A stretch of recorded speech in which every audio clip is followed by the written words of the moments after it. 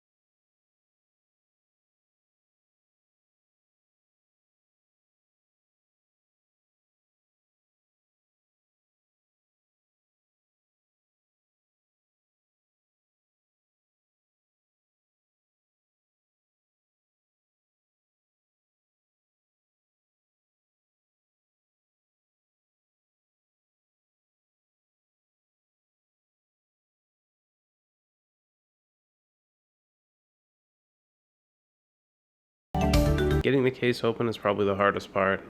It does feel like you're going to break it, but eventually it will just pop off. Just try to get the clips out a little bit, and then it will end up popping off, hopefully without breaking. This didn't break any. Then we'll go ahead and get the long screws off. They are black T9 or T10 heads. And then we can get the outer shell off and remove the faceplate. Once you're doing this, you just want to remove that ribbon cable. Be careful when you're taking it off.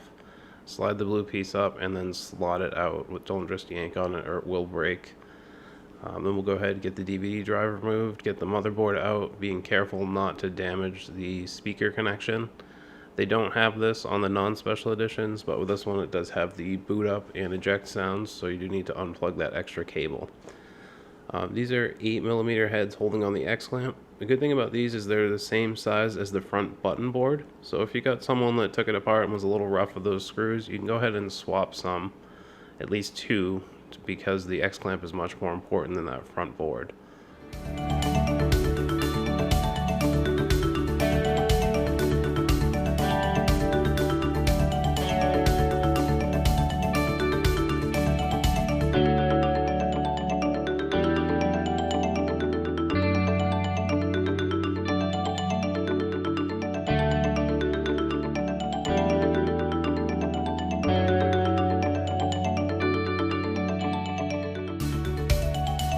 The next not so fun part is getting off this X-clamp. I've had this way work for me plenty of times in the past, and of course this time it ended up breaking a snap-on pick right in half. So I'm gonna have to find a truck and get that warranted, but you just want to be careful. Whatever method that you do use, you can look up online. Everybody has their own preference. Just make sure that no matter how you do take it off, you don't scratch the motherboard. You can end up damaging traces on the board that are very difficult to repair, and if you do, it's not going to boot up anymore.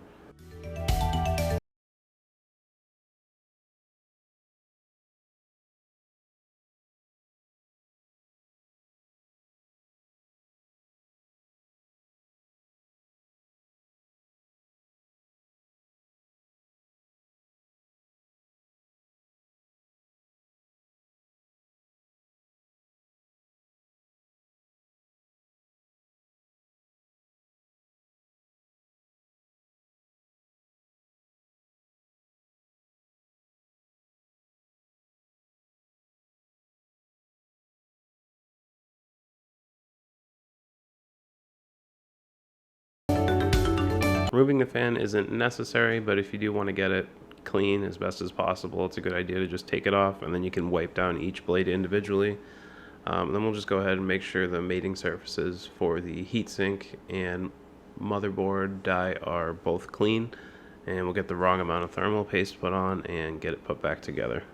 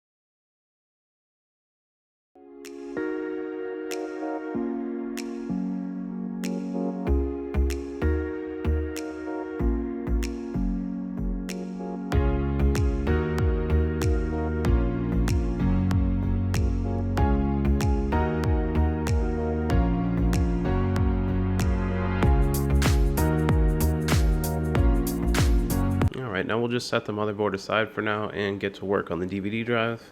Again, it is working fine. Just replacing the belt as maintenance because they do tend to deteriorate over time. Want to make sure this is working well as long as possible. So go ahead and get the screws out, get the rubber gasket off of the back. You're going to void your warranty. And then there is this little gasket on the front. If you can try to save it, it is better because these drives are quite noisy. This does tend to dampen the sound a little bit, so you just want to peel it off all the way along. And then once you're done, just push it back into place as best you can. It's not going to run without it, but it is a little bit noisier if you don't have this gasket on there. I have tried that in the past. It's just a little bit annoying. So go ahead and just try to work under. I end up using a dull knife here just to work it off and then slide the DVD drive out of its cage. Now that we have it open, we can go ahead and slide the DVD tray out and then slide it out of the cage completely. All we're going to do here is give it a quick wipe down, clean the lens, and replace the rubber belt. You can see there when I was pushing with the knife, all that's doing is manually ejecting the tray. This is the same method as pushing a paper clip into the front. Just faster to just slot the little part over and have it slide out. We'll get the new belt on, slide it back in, make sure everything's sliding well, and get it put back together.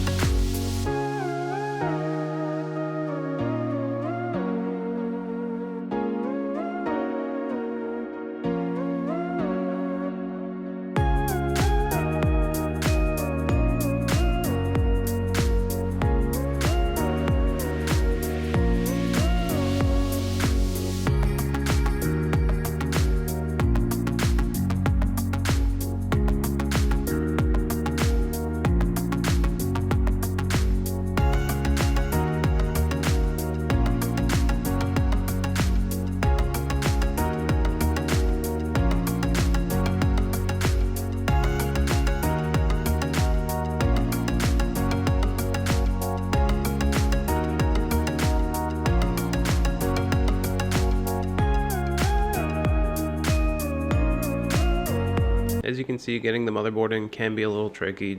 It will snap into place eventually. Just don't put too much pressure on it.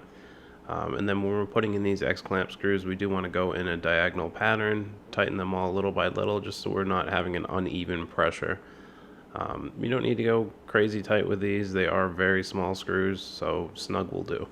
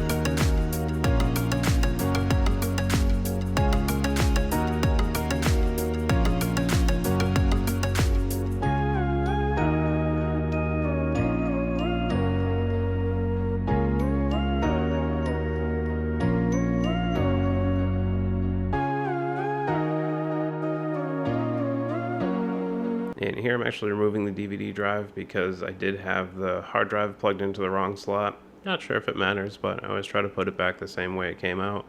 And then we'll go ahead and get the power and SATA cable connected to the DVD drive.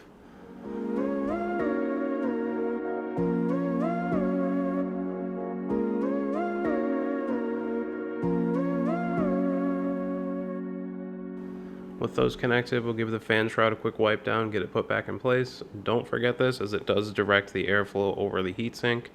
Without it, the fan's just going to run at 100% and the console's going to overheat.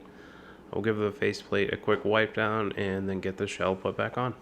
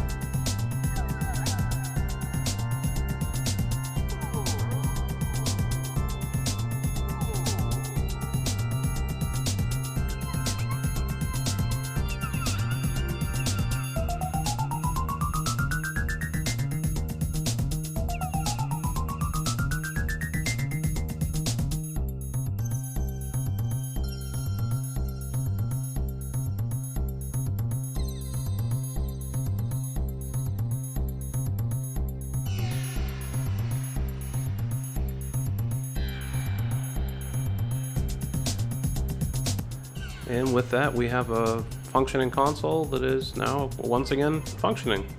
Just a good idea to do this maintenance. I like to do it to make sure that when I sell it, the customer is not going to have any issues in the future. So we just did the thermal paste and DVD drive belt and got it cleaned up. Thank you for watching.